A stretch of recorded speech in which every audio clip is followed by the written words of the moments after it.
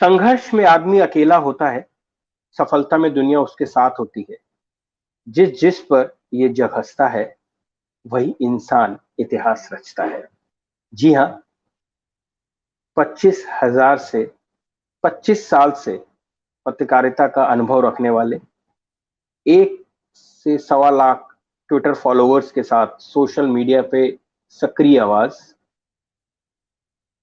BBC world और आज तक जैसी संस्थानों में काम कर चुके, भारत में जीवंत राजनीतिक प्रणाली, लोकतंत्र और राजनीतिक अर्थव्यवस्था में उनकी गहरी रुचि है।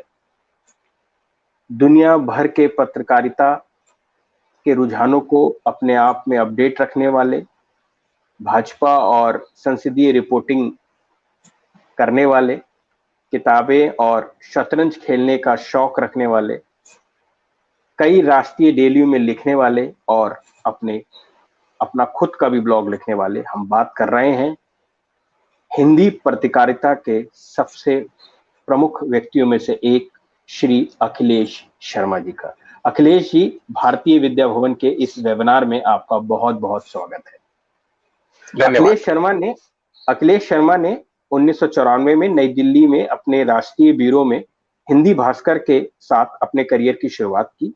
वह शीघ्र ही भारत के 24x7 समाचार चैनल टीवीआई में शामिल होने के लिए चले गए, जिसमें बीआईटी द्वारा लॉन्च किया गया था। उसके बाद वो आज तक के साथ जुड़ गए, फिर बीबीसी वर्ल्ड सर्विस लंदन चले गए, जहां पे डेस्क एडिटर के तौर पे काम किया। बीबीसी हिंदी.com लॉन्च करने वाले संस्थापक सदस्य रहे। अखिलेश जी को पत्रकारिता और में कई उत्कृष्ट पुरस्कारों से नवाजा गया है। अखिलेश जी राज्यसभा मीडिया सलाहकार समिति के सदस्य हैं और प्रेजेंट में वो राजनीतिक संपादक और प्रमुख एंकर हैं एनडीटीवी इंडिया के। अखिलेश जी, इतने साल पत्रकारिता का जीवन आपने बिताया, आज आप इस मुकाम पर हैं कि लोग, जो आने वाले जो स्टूडेंट हैं, आपको एक रोल मॉडल के तौर पर देखते हैं।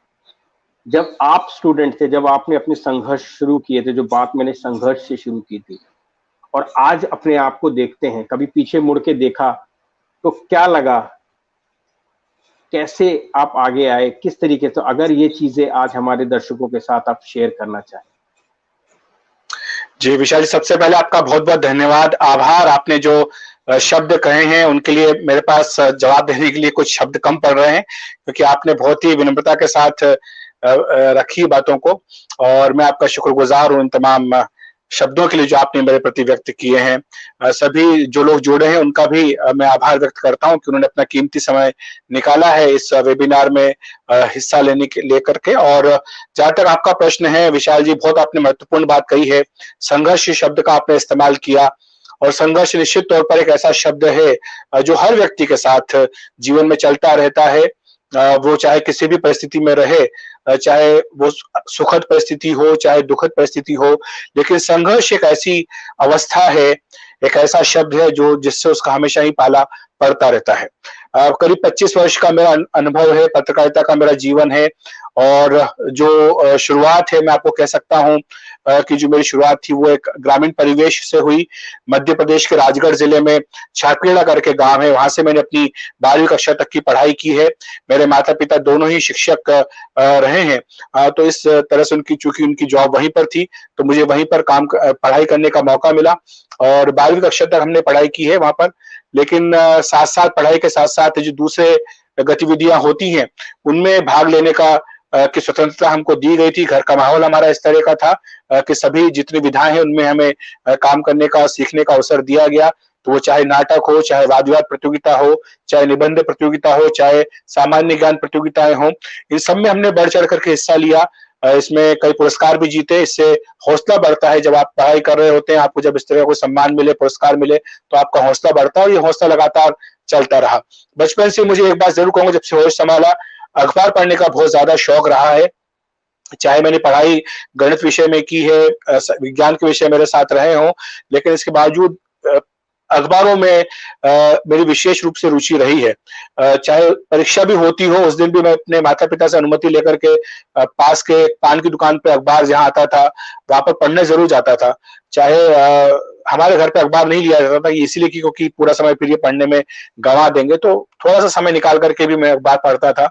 इसके साथ साथ मैंने ये भी कोशिश की कि जो पत्र संपादक के नाम होते हैं उसमें मैं अपने पत्र लिखता था, अपने गांव के, अपने आसपास की समस्याओं के बारे में लिखता था, अपने जो विचार होते थे राष्ट्रीय अंतर्राष्ट्रीय विषयों पर उनके बारे में पत्र संपादक लिख दिया करता था। सर्वोत्तम पत्रिका आप जानते हैं रीडर्स डाइजेस्ट का जो हिंदी संस्करण होता है वो आया करता था हमारे घर पर, तो उसमें भी मैं पत्र लिखता था। उसमें अगर अच्छा पत्र आपको, सर्वोत्तम पत्र अगर आप लिखता नवाजा गया तो आपको पुरस्कार भी दिया जाता था, तो वो पुरस्कार भी मैंने कई बार जीता। तो इन सबसे हौसला बढ़ा। 12वीं कक्षा करने के बाद मैं पढ़ाई करने के लिए आगे की इंदौर आया, जहाँ पर कि होलकर महाविद्यालय में मैंने एडमिशन लिया था। वहां पर मेरा शुरुआत में सब्जेक्ट था वो कंप्यूटर साइंस था, लेकिन इसके बावजूद भी वहां पर भी जो सामान्य ज्ञान की टीम होती है उसमें मैंने हिस्सा लिया, वाद विवाद प्रतियोगिता में मैंने हिस्सा लिया। सामान्य ज्ञान की जो हमारी टीम थी उसने कई पुरस्कार भी जो वो जीते थे। तो इस तरह से लगातार एक कहें कि पढ़ाई के साथ साथ इन तमाम विषयों पर हमारा रुझान शुरू से रहा, तो उसका भी एक फायदा मिला है। और उससे कह सकते हैं कि एक तरह की बुनियाद जो है वो बनी, जिसके बाद आगे चल करके जब मैं दिल्ली आया 1993 में भारतीय जनसंचार संस्थान में मेरा एडमिशन हुआ, तो मैंने यहाँ पर आकर के 9 महीने का अपना कोर्स किया। और यहाँ पर भी एक प्लेटफॉर्म आपको मिलता है आईएमसी के जरिए दिल्ली आने का, अपने पैर जमाने का। उसी वक्त संयोग कहें या सौभाग्य कहें कि हिंदी पत्रकारिता के जो पुरोधा रहे हैं, वरिष्ठतम संपादकों में से एक रहे हैं प्रभाष जोशी जी, स्वर्गीय प्रभाष जोशी जी, उनके संपर्क में आने का मुझे अवसर मिला। उनके सानिध्य में रहकर के, मार्गदर्शन में रहकर के मुझे काफी चीजें सीखने का अवसर मिला। जनसत्ता में भी मैंने कुछ समय के लिए इंटर्नशिप अपनी की थी, अमूमन 1 महीने के लिए होती थी, मैंने उसको बढ़वा के 4 महीने अपनी कर ली थी। और जो जनसत्ता की तब की ख्याति प्राप्त टीम थी, जो वरिष्ठ सहयोगी थे, उनके साथ काम करने का, सीखने का अवसर मुझे मिला। उसके बाद दैनिक भास्कर के ब्यूरो में मैंने शरद द्विवेदी जी के साथ काम किया कुछ समय के लिए। फिर बीआई टीवी में मैं चला गया, वहां से मेरे टीवी पत्रकारिता के जीवन की शुरुआत हुई। वहां पर मैंने टीवी की जो बुनियादी बातें होती वो सीखी। उसके बाद बीबीसी हिंदी टीवी, जो कि उन दिनों होम टीवी पर एक बुलेटिन आता था, उसकी टीम में भी मुझे काम करने का अवसर मिला। फिर आज तक जो उन दिनों दूरदर्शन पर आधे घंटे का प्रोग्राम होता था, उसमें मैंने करीब 2-2.5 वर्ष तक काम किया। उसके बाद फिर बीबीसी वर्ल्ड सर्विस लंदन में गया हूं, वहां पर 2-2.5 वर्ष मैंने काम किया। फिर वहां से आने के बाद एनडीटीवी में लगातार काम कर रहा हूं। इस दौरान 25 वर्ष के दौरान मुझे कई बड़ी राष्ट्रीय अंतर्राष्ट्रीय घटनाएं, उनके कवरेज का अवसर मिला है।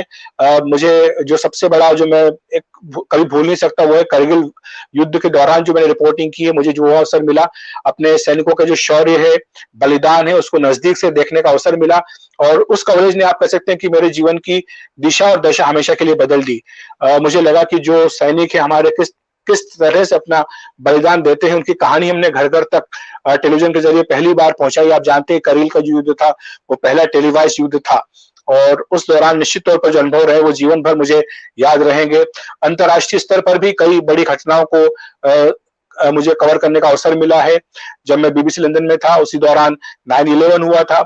इस तरह जोहान्सबर्ग में वर्ल्ड अर्थ समिट हुई थी, उसमें मैंने उसका कवरेज किया है। कई प्रधानमंत्रियों की जो विदेश यात्राएं हैं उन्हें भी कवर करने का मुझे अवसर मिला है। यहाँ पत्रकारिता में अगर आप बात करें तो मुझे राजनीतिक पत्रकारिता पिछले 17-18 वर्षों से लगातार मैं कर रहा हूँ एनडीटीवी में। संसद की पत्रकारिता भी मैं लगातार कर रहा हूं, और यहाँ पर बहुत नजदीक से सरकारों के काम को देखने का अवसर मिला। भारतीय जनता पार्टी जब 10 साल विपक्ष में थी तब भी उसको मैंने कवर किया है। पिछले 6 साल से जब वो सत्ता में है तब भी मैं उसको नजदीक से कवर कर रहा हूं। अखिलेश जी, आपने जिस तरीके से अपने संघर्ष की बात बताई, जिस तरीके से आपने शुरुआत करी, मुझे बहुत फक्र हुआ ये सुनकर कि जिस तरीके से आपने हिंदी माध्यम से चीजों को शुरुआत की, ग्रामीण क्षेत्र से आप पढ़ाई करते हुए आज एक अखिलेश, आज एक एनडीटीवी जैसे प्रमुख संस्थान में कार्यरत हैं। और मैं एक बहुत अच्छी बात आपको आपकी बात सुनने के बाद आई कि बहुत सारे जो स्टूडेंट रहते हैं, बहुत सारे जो हिंदी बेल्ट के जो स्टूडेंट होते हैं, उनका एक मन होता है कि वो पत्रकारिता में जाएं और आगे बढ़ें। लेकिन जिस तरीके से काफी सालों से, अब तो हिंदी का काफी बोलबाला है, पिछले कई सालों से लोगों का बड़ा डर रहता है कि इसमें इंग्लिश बहुत ज्यादा है, बहुत ज्यादा इंग्लिशियत कह सकते हैं इसको। इंग्लिश जर्नलिज्म कोई अच्छी खराब चीज नहीं है, लेकिन उसमें इंग्लिशियत जब जैसे आई थी, लेकिन उसमें मैं धन्यवाद देना चाहूंगा आप जैसे पत्रकारों को, जिन्होंने हिंदी की अलग जला के रखी और आज ऐसा मुकाम बना दिया कि हिंदी सर्वश्रेष्ठ भाषा जो है वो भारतवर्ष में हो गई है, और पत्रकारिता के क्षेत्र में देखा जाए तो आने वाले जो स्टूडेंट होते हैं, जो हिंदी मीडियम के होते हैं, उनको बड़ा सा डर लगता है कि यार कैसे हम शुरुआत करेंगे, क्या करेंगे। तो उनके लिए आप क्या कह सकते हैं? वैसे तो पत्रकारिता के क्षेत्र में जो लोग आना चाहते हैं, जैसे आज हमारा जो विषय भी है कि प्रिंट और television journalism most dynamic career है, ये बात तो सही है। इसमें आपको 10 से 6 की नौकरी नहीं करनी है, आपको 24 घंटे आपको अपने आप को बिजी रखना है। तो इनके लोगों के लिए, वो लोग जो आना चाहते हैं, उनके लिए आप क्या कहना चाहते हैं? तो ये बात बिल्कुल सही है कि हिंदी भाषा का जो भविष्य बहुत ही उज्जवल है। वर्तमान तो उज्जवल है ही, बल्कि जो भविष्य वो भी बहुत उज्जवल है, समृद्ध होने जा रहा है। खास तौर से अगर हम बात करें विशाल जी की, जो डिजिटल मीडिया में हम लोग शिफ्ट कर रहे हैं, एक बड़े पैमाने पर ये शिफ्ट हुआ है। और अगर हम पिछले 3-4 महीनों की बात करें, जो कोरोना का संकट काल रहा है, इसने हमें कई सारी बातें सिखा दी हैं। इसमें सबसे बड़ी बात तो ये सिखाई है कि जो हमारा प्रिंट मीडिया है वो बहुत बड़ी चुनौतियों का सामना कर रहा है। समाचार पत्र उद्योग जो है उसके सामने अस्तित्व का संकट एक तरह से कहें कि खड़ा हो गया है। टेलीविजन ने तो काफी हद तक अपने आप को इससे बचा लिया इस संकट से, लेकिन प्रिंट मीडिया जो है वो बचता हुआ दिख नहीं रहा है, क्योंकि उसमें काफी चुनौतियों का सामना करना पड़ा है उन्हें। उनका जो वितरण है, सर्कुलेशन है, वो काफी गिरा है। तो इस लिहाज से हम ये देखें तो आगे जो भविष्य है, और हिंदी के लिए सबसे अच्छी बात यह है विशाल जी की हिंदी ने अपने आप को हर माध्यम में ढाल दिया। जो डिजिटल माध्यम आ रहा है उसमें भी हिंदी एक प्रमुख भाषा के तौर पर उभर करके सामने आ रही है। हालांकि भाषा के माध्यम में, भाषा के प्रश्न पर मैं एक बात जरूर कहना चाहूंगा तमाम छात्रों को जो हिंदी माध्यम से आ रहे हैं, मैं स्वयं को भी एक उदाहरण दे सकता हूं कि आपका काम जो है सिर्फ एक भाषा से नहीं चलेगा। अब जो आने वाला समय है वो द्विभाषा का समय है, बाइलिंगुअल आपको होना बहुत जरूरी है। हिंदी के अलावा आपको कम से कम एक अन्य भाषा प्राथमिकता अगर हो तो अंग्रेजी आपको आए तो ज्यादा अच्छी बात है, या फिर कोई एक अन्य क्षेत्रीय भाषा का ज्ञान आपको हो, ये बहुत जरूरी है। सिर्फ एक भाषा से आपका काम नहीं चलेगा। हमें अपने दक्षिण भारत से आने वाले मित्रों का कभी उदाहरण अपने सामने रखना चाहिए कि जो कि सिर्फ एक भाषा में नहीं, 2 भी नहीं, बल्कि 3-3 भाषाओं में पारंगत होते हैं। वो अपनी स्वयं की भाषा, मातृभाषा में होते हैं, अंग्रेजी तो उनको पढ़ाई जाती है, और साथ साथ अगर उन्हें दिल्ली आना है, उत्तर भारत आना है, तो वो हिंदी की भी तैयारी करते हैं। तो उनको उनसे हमें सीखना चाहिए कि हम अपने सिर्फ इस अपने कवच में ना रहें कि हम सिर्फ हिंदी ही सीखें और हिंदी से हमारा काम चल जाएगा। यथासंभव अगर प्रयास हो सके तो आप प्रयास कीजिए कि हिंदी के अलावा कम से कम एक अन्य भाषा सीखिए। देखिए, डिजिटल माध्यम की बात मैं क्यों कर रहा हूं, मैं इसलिए कर रहा हूं विशाल जी की जो आने वाला समय है वो डिजिटल माध्यम का ही रहने वाला है, और हिंदी इसमें एक बहुत बड़ी भाषा के तौर पर उभर करके आई है। आप जितने भी ई मार्केटिंग प्लेटफॉर्म्स उनको देख लीजिए, सबने हिंदी में काम करना शुरू कर दिया है। गूगल जो है वो हिंदी की दिशा में बहुत बड़ा काम पहले से ही कर रहा है। जितने हमारे ब्राउजर्स हैं मोबाइल पर, स्मार्टफोन पर काम करने वाले, वो जानते बनाने वाले कि जब तक आप इसको हिंदी में या अन्य क्षेत्रीय भाषाओं में नहीं करेंगे तब तक आप इसकी पहुंच नहीं बढ़ा सकते हैं। आप कुछ आंकड़े मैं आपको देना चाहता हूं। भारत में इस समय 50 करोड़ लोग जो है, कम से कम 50 करोड़ लोग स्मार्टफोन का इस्तेमाल कर रहे हैं, और इनमें से भी 80% लोग स्मार्टफोन पर इंटरनेट का इस्तेमाल कर रहे हैं। तो आप ये समझ सकते हैं कि आने वाले 2-3 वर्षों में ही ये संख्या 70 से 80 करोड़ पहुंच जाएगी, जब करीब करीब हर व्यक्ति के हाथ में एक स्मार्टफोन होगा। इस कोरोना संकट काल का मैंने जिक्र किया है कि कैसे बच्चों को ऑनलाइन एजुकेशन जो है वो स्मार्टफोन के जरिए, लैपटॉप के जरिए अपने घर बैठे उनको करनी पड़ रही है। एक तीसरी बात जो महत्वपूर्ण है वो कहना चाहता हूं कि पहली बार भारत में ऐसा हुआ है कि जो ग्रामीण क्षेत्र हमारे हैं वहां पर इंटरनेट उपयोग करने वालों ने जो शहरी क्षेत्र है उनको पीछे छोड़ दिया है। जो हमारे गांव के इलाके हैं, गांव के जो लोग हैं, वो अब इंटरनेट का प्रयोग शहरी लोगों की तुलना में अधिक कर रहे हैं। तो ये भी आंकड़ा काफी महत्वपूर्ण है। और चौथी महत्वपूर्ण बात जो 2-3 दिन पहले, अभी 15 अगस्त को लाल किले से प्रधानमंत्री नरेंद्र मोदी ने कही कि अगले 1000 दिनों में सभी जो देश के गांव है वहां पर उनको ब्रॉडबैंड से जोड़ दिया जाएगा। तो आप ये सोचिए कि कल्पना कीजिए कि जब सारे गांव आपके इंटरनेट से जुड़े होंगे, ब्रॉडबैंड से जुड़े होंगे, तो वहां पर उनको क्या चाहिए होगा? उन्हें चाहिए होगा कंटेंट, उनको विषय वस्तु चाहिए, उनको सामग्री चाहिए, पढ़ने के लिए सूचनाएं चाहिए। वो सूचनाएं जो समाचार पत्रों के माध्यम से उन तक पहुंचने में कभी कभी देर हो जाती है, या समाचार पत्र उन तक नहीं पहुंच पाते हैं, या टेलीविजन के सामने पूरे समय तक उनके उपलब्ध होना उनके लिए संभव नहीं होता है, तो उनके पास सूचना प्राप्त करने का क्या साधन होगा? उनके हाथ का जो मोबाइल फोन है, स्मार्टफोन है, वही होगा, और उस पर कंटेंट आपको चाहिए। और यही कंटेंट हमारे हिंदी के पत्रकार जो चाहे ग्रामीण परिवेश से आ रहे हों, चाहे कस्बों से आ रहे हों, चाहे शहरों से आ रहे हों, वो दे सकते हैं। इसमें हमको नवाचार करने की ज़रूरत है, इनोवेशन करने की ज़रूरत है, हमको नए तरीके से सोचने की ज़रूरत है। और जैसा मैंने कहा है कि हिंदी के अलावा आपको कम से कम एक भाषा का ज्ञान होना अनिवार्य है। आप इसको बिल्कुल सीखिए। अगर आपकी बोली भी अगर हो, तो हमें कोई समस्या नहीं है। आप चाहे भोजपुरी में, मैथिली में भी अगर करें, तो कोई दिक्कत नहीं, लेकिन एक कम से कम ज्ञान होना बहुत अनिवार्य है। अखिलेश जी, आपने बहुत अच्छे से बताया कि जो जो लैंग्वेज जो थ्योरी होती है, जो पत्रकारिता के लिए बड़ी इंपॉर्टेंट होती है, कि अपनी हिंदी और इंग्लिश तो आपको आनी ही चाहिए, प्लस अगर आप कोई मातृभाषा, आप किसी और जिस तरीके से, आप मैंने देखा कि साउथ से जो लोग आते हैं उनकी हिंदी बड़ी अच्छी होती है, वो लोग हिंदी में बहुत ज्यादा काम करते हैं, जिस तरीके जिसका जिक्र भी आपने किया। सर, जैसे होता है कि प्रिंट और इलेक्ट्रॉनिक मीडिया में बहुत सारे लोग अपना करियर बनाने के लिए दिल्ली की तरफ बढ़ते हैं, क्योंकि दिल्ली हब है खबरों के लिए और पत्रकारिता के लिए। सो जब वो जर्नलिस्ट आते हैं, जब तो ऐसे लोगों को जो शुरुआत कर रहे होते हैं, तो उनके लिए आप क्या कहना चाहेंगे? किन बातों का उनको ध्यान रखना चाहिए और किन बातों को उनको नहीं करना चाहिए? जो आजकल वो बड़े शॉर्टकट्स अपनाते हैं, बहुत जल्दी-जल्दी चीजों को सीखने के लिए बहुत सारी चीजें। आपने इतने साल, और आपने कहा कि मैं आज भी सीख रहा हूं। सो ये इस विषय पर क्या, कि जो भावी पत्रकार, जो नए लोग इस इंडस्ट्री में आना चाह रहे हैं, जिसमें अपार संभावनाएं भी हैं, लेकिन उनको किन चीजों का ध्यान रखना चाहिए और किन चीजों से बचना चाहिए? देखिए, कुछ तो बुनियादी बातें हैं जिनको आपको करना ही होगा। पहली बात तो ये कि आपको अध्ययन करना होगा, आप इससे बच नहीं सकते हैं। ये ना हो कि आपसे कहीं इंटरव्यू देने आप जाएँ या किसी का इंटरव्यू लेने भी आप जाएँ, आपको ऐसा प्रश्न पूछे कि वो सामने वाला ही आपके ऊपर हँसने लगे। अगर आपको बुनियादी बातों की जानकारी नहीं है, तो मुझे लगता है कि आपको पत्रकारिता में नहीं आना चाहिए।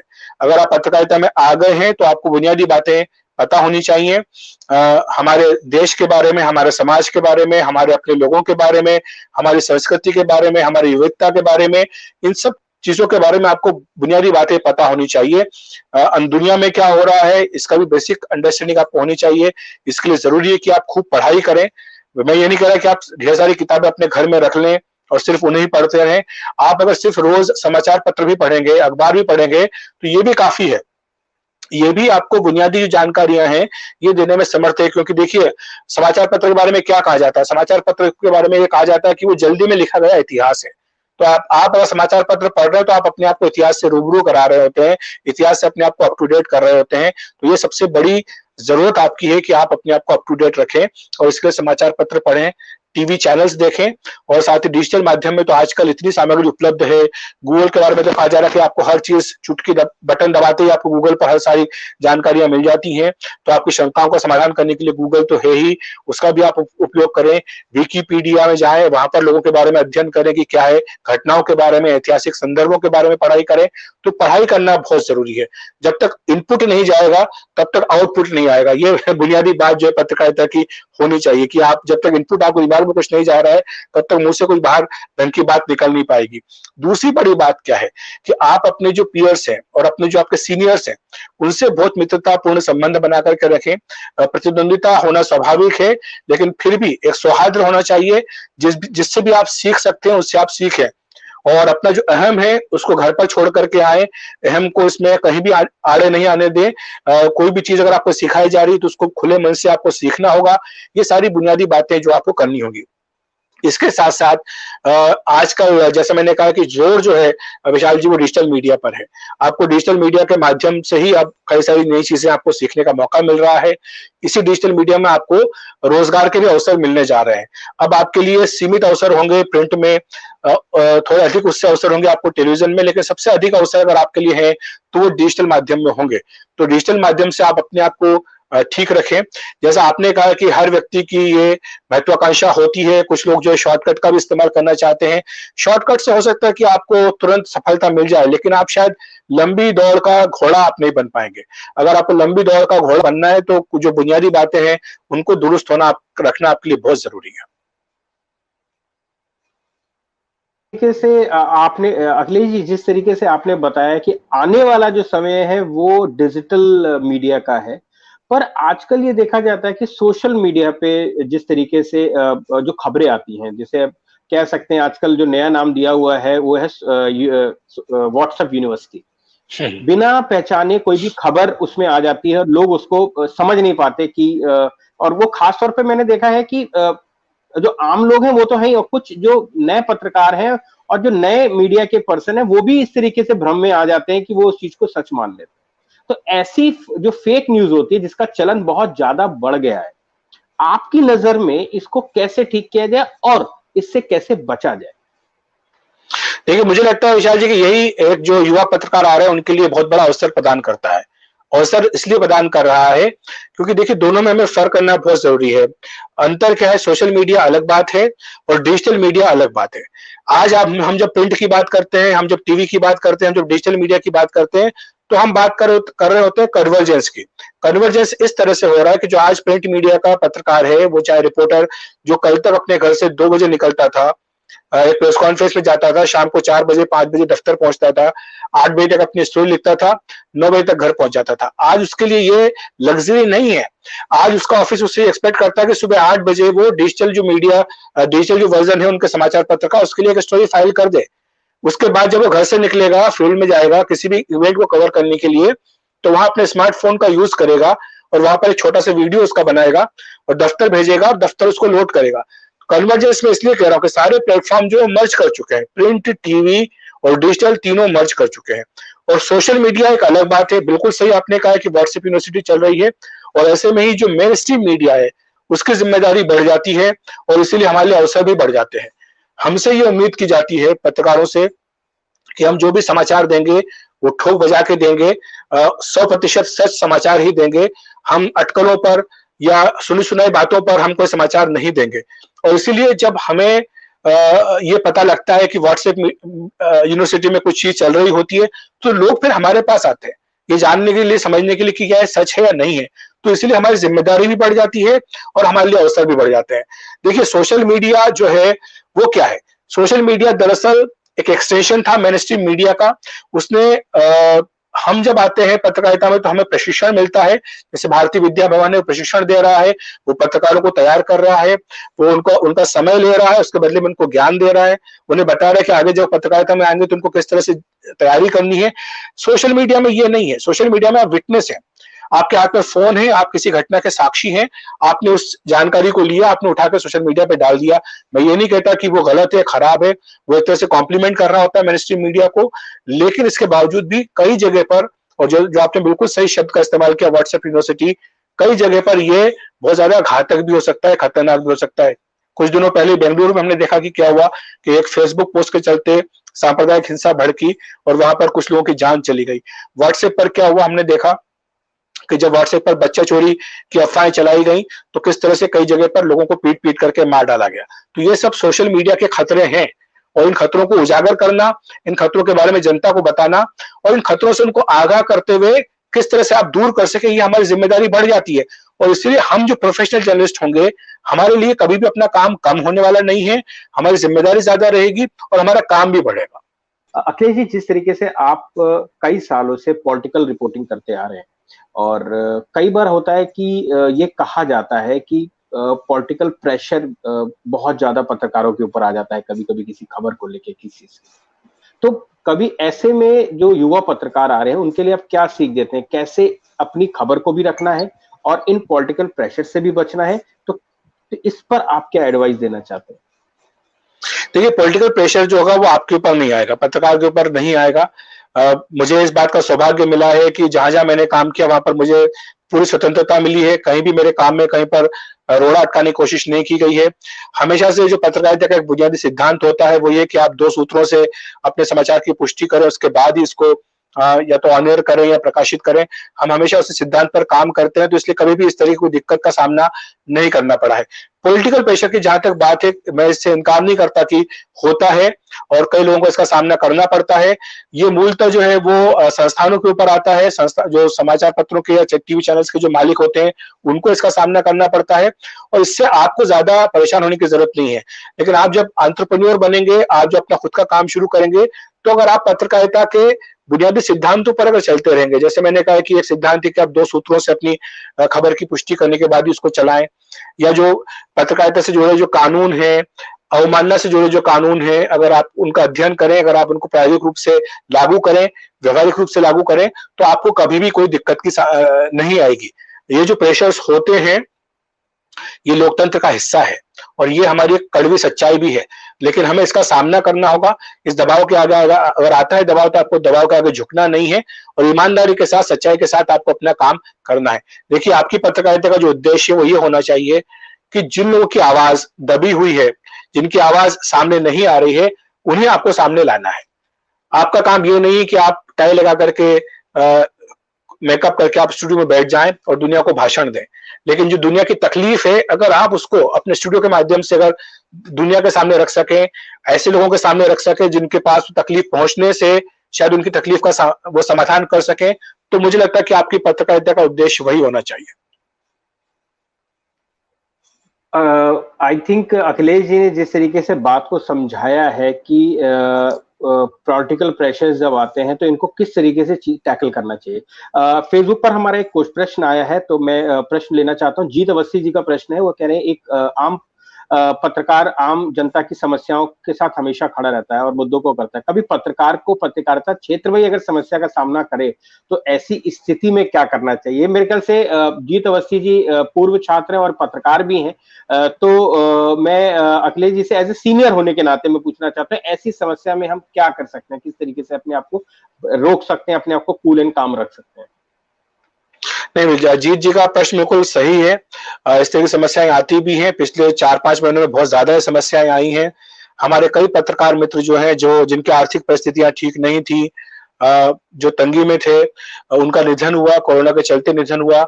1-2 मित्रों ने जो आत्महत्याएं भी की हैं, और ऐसे समय पर हम जो है पूरा प्रयास करते हैं। हमारे अपने कुछ व्हाट्सएप ग्रुप्स बने हुए हैं जहां पर किस तरह के समाचार शेयर किए जाते हैं, तो हम अपनी ओर से आर्थिक मदद देने का प्रयास करते हैं। सरकार के ऊपर भी हम दबाव डालते हैं, कोशिश करते हैं कि सरकार की ओर से भी कुछ आर्थिक मदद दिलवाई जाए, और इसके लिए बाकायदा एक कल्याण कोष जो है वो सरकार की ओर से भी बनाया गया है।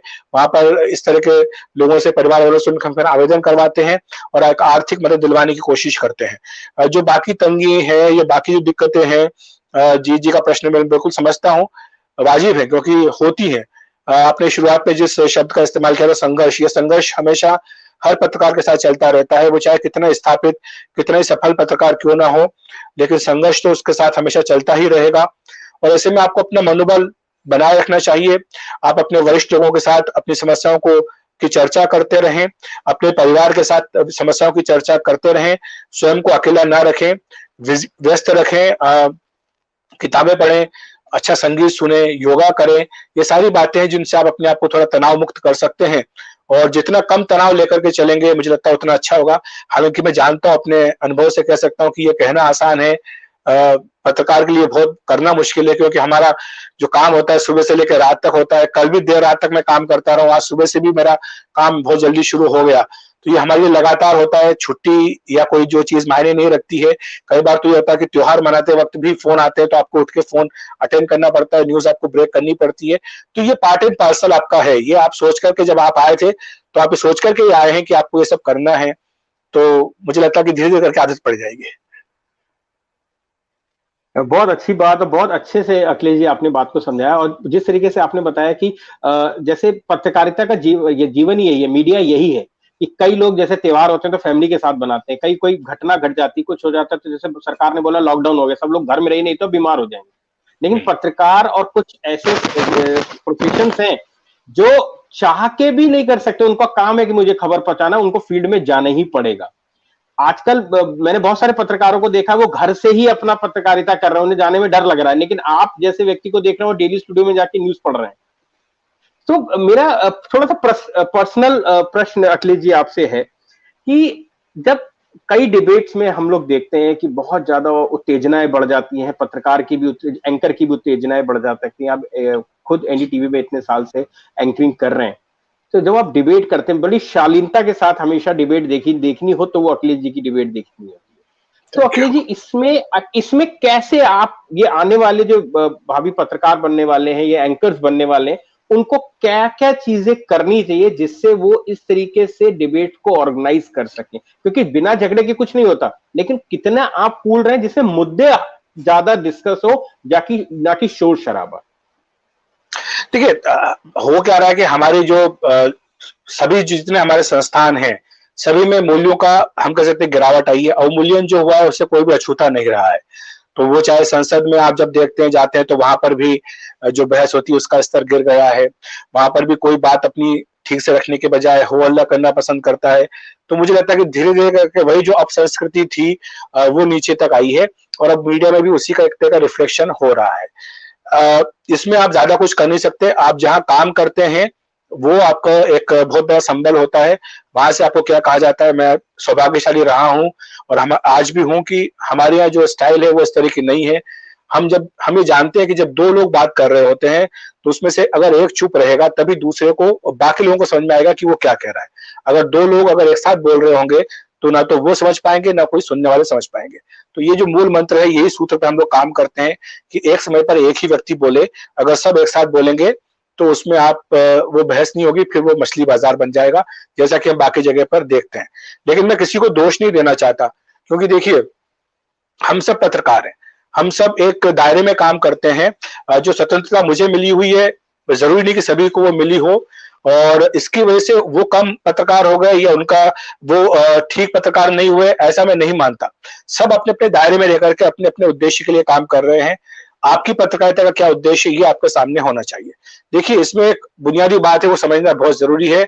मुझे लगता है कि जो नए लोग आ रहे हैं, उनको भी समझना चाहिए कि मॉडल जो है रेवेन्यू का, वो इसके लिए दोषी है।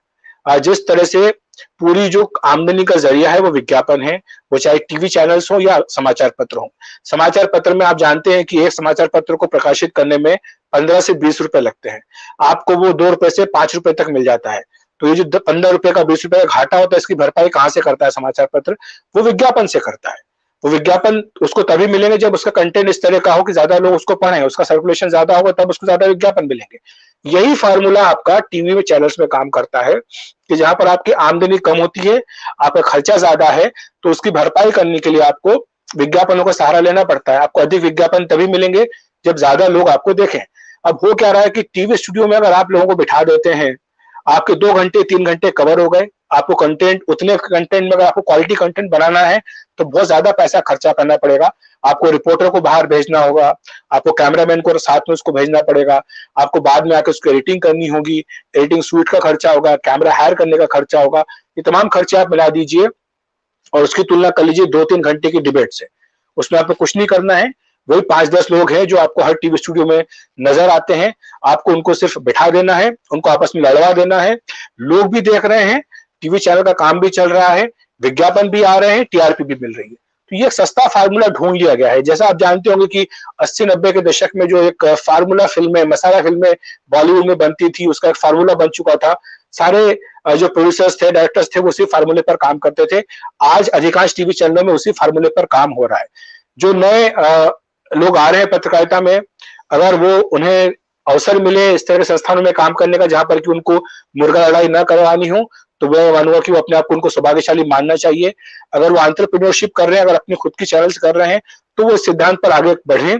जहाँ तक बहस का सवाल है, कोई भी विषय होता है उस पर हम चर्चा करते हैं, चर्चा करने से पहले हम अपनी तैयारी करते हैं। जो गेस्ट होंगे उनको बुलाया जाता है, उससे पहले उनको बता दिया जाता है कि आपको अपनी बात रखने का पूरा अवसर मिलेगा, आपको बीच में टोकने की ज़रूरत नहीं है।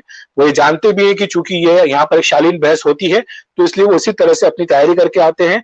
सबको मैं पूरा अवसर देता हूँ, सबको अपनी बात पूरी करने का अवसर देता हूँ, क्योंकि मुझे लगता है कि अगर दूसरों को अपनी बात अगर हमें अपनी बात करने का अधिकार है, तो दूसरों को भी उसका जवाब देने का पूरा अधिकार है और जो दर्शक है उनके सामने दोनों पक्षों की बात जानी चाहिए, ताकि वो दोनों पक्षों की बात सुन कर के फैसला कर सकें कि क्या सही है, क्या गलत है। बहुत अच्छे से आपने ये बात समझाने की कोशिश करी कि किस भाव से आप शालीनता के साथ चीज़ों को चला सकते हैं। अखिलेश जी, अभी हम लोग अंतिम दौर पे चल रहे हैं, तो अखिलेश जी, जो नए लोग शुरुआत करते हैं तो लाज़मी तौर पे उनको पत्रकारिता की पढ़ाई वगैरह की करनी पड़ती है, कॉलेजेस वगैरह जाना पड़ता है। तो इनको ऐसे जो स्टूडेंट होते हैं उनको कॉलेज को कितनी को इम्पोर्टेंस, कुछ लोग होते हैं कि नहीं हमें तो सीधे काम करना है, लेकिन जो कॉलेज उनको चीजें समझाता है, जो कॉलेज उनको चीजें बढ़ाता है, उनको तैयार करता है आगे वाले जो संघर्ष है, आगे वाली जो इंडस्ट्री में जिस तरीके से काम होता है, कोर्स करिकुलम है, तो उसको किस तरीके से अच्छे से लें और किस तरीके से ध्यान से उन चीजों पे काम करें, तो ऐसे स्टूडेंट्स के लिए आपका क्या मैसेज है?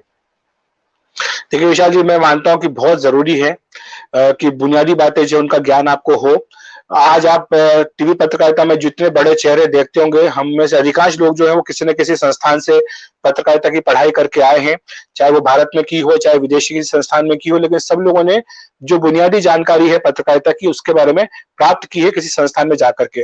और ये आपके लिए इसलिए आवश्यक होता है कि ताकि आपके जो फंडामेंटल्स होते हैं वो मजबूत हो जाते हैं। कल से आप जब जाते हैं फील्ड में तो आप अपने आप को बिना तैयारी के नहीं जाते हैं। आपके पास एक तैयारी होती है, आपका एक बेस होता है, एक प्लेटफॉर्म होता है, जिसकी बुनियाद पर आप आगे जाकर के अपना काम कर सकते हैं। मैं ये मानता हूँ कि पत्रकार जो है वो स्वाभाविक होता है, प्राकृतिक होता है, नेचुरल होता है। कुछ इंस्टिंक्ट होते हैं जो आपके अंदर दिए होते हैं, प्रकृति की देन होती है। लेकिन इसके बावजूद भी आपको मांझना, कोई भी व्यक्ति अगर आया है तो उसको अगर मांझना है, तराशना है, तो जितना तराशेंगे उतना ही सुंदर बनकर के सामने वो आएगा।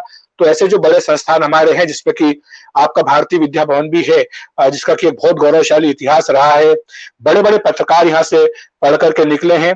निश्चित तौर पर उन्होंने अपना समय खराब नहीं किया है। उन्होंने जो कुछ भी सीखा है उसका उपयोग उन्होंने अपनी पत्रकारिता को मांझने में किया है और उनको तराशने में किया है।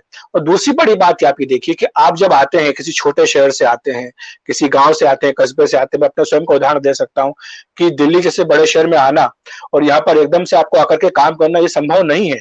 आपको ये सारे संस्थान जितने हैं, ये चाहे IIMC हो, चाहे जामिया हो, चाहे दिल्ली विश्वविद्यालय में भी काम कर रहे हैं कई सारे संस्थान, या फिर आपका भारतीय विद्या भवन हुआ, ये सब आपको एक मौका देते हैं, एक अवसर देते हैं तैयार करने के लिए कि जो आने वाले जीवन में आपको चुनौतियां आने वाली हैं या जो संघर्ष आपको करना है उसके लिए आपको तैयार करते हैं सब।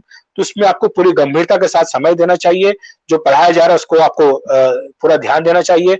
जैसे मैं आपको बता सकता हूँ कि IIMC में हमने जो कानून पढ़ा, पत्रकारिता के कानून, जो डेफेमेशन लॉज होते हैं उसके बारे में हमने जो पढ़ा, वो जीवन भर मुझे याद रहे हैं। वो हमेशा मैं उस पर काम करता रहा हूँ। तो ये सब बातें ऐसी हैं जो आपको बहुत जरूरी है सीखना, क्योंकि आप किसी दूसरे स्ट्रीम से आ रहे होते हैं, आप 12वीं तक कुछ और पढ़ रहे होते हैं, ग्रेजुएशन आपने किसी और चीज में किया होता है, तो अचानक से आप पत्रकार अगर बन जाएंगे तो बहुत दिक्कत आएगी। तो ये सारे संस्थान आपके लिए बहुत बड़ी भूमिका निभाते हैं। मुझे लगता है कि पूरा आप तन मन धन से पढ़ें और समझें इन बातों को। जो शिक्षक आपके रहे हैं वो एक तरह से आपके गुरु जो हैं, पत्रकारिता के गुरु, शुरुआती गुरु वही हैं। आगे भी जो आप पत्रकारिता में जाएंगे, जहां जहां पर भी आपके सीनियर्स मिलेंगे, उनका पूरा सम्मान करें। ये सबसे बड़ी बात मैं आपको कह रहा हूँ कि आपके पत्रकारिता में जितने वरिष्ठ हैं सबका सम्मान करें, उनकी बातों को माने, उनकी बातों को काटे ना, और जितना हो सके अपना पूरा जितना आप दे सके 100% उतना दें। मेरी शुभकामनाएं आपके साथ हैं और मैं मानता हूं कि आने वाला जो भविष्य है, समय है, बहुत अच्छा है। देखिए डिजिटल मीडिया में अब ऐसी ऐसी नई पोस्ट आ रही हैं जिसके बारे में हमने कभी सुना भी नहीं था। तो ये सारी वो जॉब अपॉर्चुनिटीज है जो आपको मिलने वाली हैं। हम लोग तो काफी पीछे सब बातों में छूट गए, लेकिन फिर भी हम कोशिश करते हैं कि अपने आप को इसमें अपडेट करके रखें। एक बात जरूर ध्यान रखिएगा जब आप फील्ड में जाएं कि आपकी जो भी स्किल्स हैं उनको स्किल्स को आप बढ़ाते रहिए, आप स्किलिंग करते रहिए, यानी जो स्किल आपने सीखी उससे आप एक दो चीजें आगे भी सीखते रहें और आपकी जो स्किल्स हैं उनको आप अप टू डेट भी करते रहें। तो ये अगर आप करते रहेंगे तो आपको आगे मुझे लगता नहीं कोई दिक्कत आएगी। बहुत बहुत धन्यवाद अखिलेश जी, जिस तरीके से आपने नए पत्रकारों को नई जो पौध उगने वाली है जर्नलिज्म की फील्ड में, मीडिया की फील्ड में, उनके लिए ज्ञान किया। अब मेरा लास्ट प्रश्न है, आखिरी प्रश्न ये है कि आज जो टेलीविजन न्यूज की जो इंडस्ट्री है, जो जिस तरीके से काम हो रहा है न्यूज को, पत्रकारिता को, कि आने वाले 10 साल किस तरीके से आप देखते हैं आपकी नजर में? देखिए जैसे मैंने भी कुछ देर पहले आपको कुछ आंकड़े दिए थे, तो उन्हीं आंकड़ों को अगर मैं आगे लेकर के जाऊं, मैंने इस पर कुछ काम भी किया हुआ है। फ्यूचर ऑफ जर्नलिज्म के ऊपर मैंने एक किताब थी, उसमें मैंने अपना कंट्रीब्यूशन भी किया हुआ है, मैंने कुछ जगह प्रेजेंटेशन भी दिया हुआ है। मैं ये मानता हूं कि तकनीक जो है वो एक बहुत बड़ी भूमिका अदा करेगी। आज देखिए हम जब बात कर रहे हैं कोरोना संकट काल की, इसमें तकनीक ने कितना बड़ा रोल प्ले किया है इस पत्रकारिता को जीवित रखने में। ये बात जरूर है कि जो समाचार पत्र है वो उनके सर्कुलेशन में कमी आई है, लेकिन अधिकांश जो समाचार पत्र है वो डिजिटल फॉर्म में शिफ्ट कर गए। इसी तरह से टीवी चैनल्स की अगर हम बात करें तो अगर वो पुराने ढर्रे पर चल रहे होते तो वो शायद इस तरह से आपको समाचार नहीं ला सकते थे, क्योंकि उनको भी सोशल डिस्टेंसिंग के नियमों का पालन करना था। तो इसलिए आप देखिए कि मोबाइल ने, स्मार्टफोन जर्नलिज्म ने कितनी बड़ी भूमिका अदा की है। आज रिपोर्टर्स अपना मोबाइल फोन लेकर के जा रहे हैं, मोबाइल फोन पर स्टोरी शूट कर रहे हैं, उसी से वो आगे अपने स्टोरीज को भेज रहे हैं, बढ़ा रहे हैं। इसके साथ साथ डिजिटल मीडिया तो पूरा जाहिर सी बात है कि वो उसी तरह चल रहा है। अब स्मार्टफोन का पेनिट्रेशन जिस तरह से बढ़ेगा, इंटरनेट आगे जिस तरह से जाएगी, हर व्यक्ति के हाथ में स्मार्टफोन होगा, हर स्मार्टफोन में इंटरनेट होगी, हर गांव में ब्रॉडबैंड कनेक्टिविटी होगी, तो इससे कंटेंट की डिमांड बढ़ने जा रही है। मैं आपको एक छोटा सा उदाहरण देना चाह रहा हूँ कि अभी क्विंट ने एक बहुत अच्छी स्टडी की है विकिपीडिया को लेकर के, कि विकिपीडिया पर अलग अलग भाषा के लोग जो है अदर देन इंग्लिश वो क्या पढ़ रहे हैं। तो उसमें हिंदी के जो भाषा जो प्रयोग करते हैं, वो हिंदी विकिपीडिया में जब जाते हैं तो वो किन विषयों की तलाश करते हैं, तो वो कोरोना पर जानकारी चाहते थे, वो राजनीतिक विषयों की जानकारी चाहते थे। तो ये आपको दिखा रहा है कि उनके अंदर भूख है, उनको अच्छी विषय वस्तु की भूख है, लेकिन दुर्भाग्यवश उनको उनको जो भूख है मिट नहीं पा रही है, क्योंकि अच्छी विषय वस्तु बाजार में उपलब्ध नहीं है, माध्यमों में उपलब्ध नहीं है। तो ये जो हमारे पत्रकार आ रहे हैं, ये सारा विषय वस्तु उनको उपलब्ध करा सकते हैं। ये निर्भर रहे बड़े संस्थानों पर, इसकी आवश्यकता नहीं है। वो एंटरप्रेन्योर बन सकते हैं, जिसका कि मैं बार-बार जिक्र कर रहा हूँ। अपने खुद के प्लेटफॉर्म्स को शुरू कर सकते हैं, स्टार्टअप्स में वो आ सकते हैं। ये सारी बातें, आइडियाज लाइए, इतने ढेर सारे आइडियाज आप लेकर के आ सकते हैं। गांव में, कस्बों में किस तरह से आप उनकी आप आसपास की सूचनाओं को पहुंचा सकते हैं, किस तरह का आप मोबाइल ऐप इस तरह का डेवलप कर सकते हैं कि उनको घर बैठे अपनी सूचनाएं मिल जाएं। जो किसान खेत में काम कर रहा होगा, अगर उसको जानकारी चाहिए तो आप कैसे उसको तुरंत पहुंचा सके। इन आइडियाज पर आप काम कीजिए।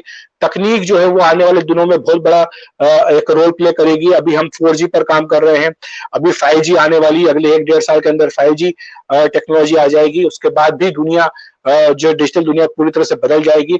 तो ऐसे में हमें नए नए पत्रकारों की जरूरत होगी, ऐसे पत्रकार जो कि अपने आप को तकनीक से, जिनका उनको ज्ञान होगा और जो तकनीक का इस्तेमाल अपने प्रोफेशन को आगे बढ़ाने में कर सके। बहुत बहुत शुक्रिया अखिलेश जी, आपने जिस तरीके से आज भावी पत्रकारों को समझाया कि किस क्या क्या चीजों को ध्यान रखना चाहिए आगे बढ़ने के लिए। मैं जानता हूं कि आप पॉलिटिकल रिपोर्टिंग में हो और कई खबरें लगातार आ रही हैं, आपके पास समय का अभाव था, उसके बावजूद भी आपने दिया। तहे दिल से भवन परिवार आपका शुक्रिया अदा करता है।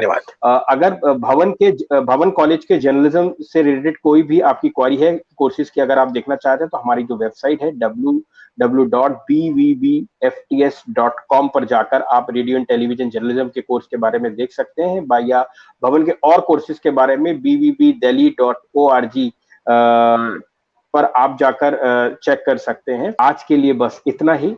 आप अपना ध्यान रखें और स्वस्थ रहें। बहुत बहुत शुक्रिया।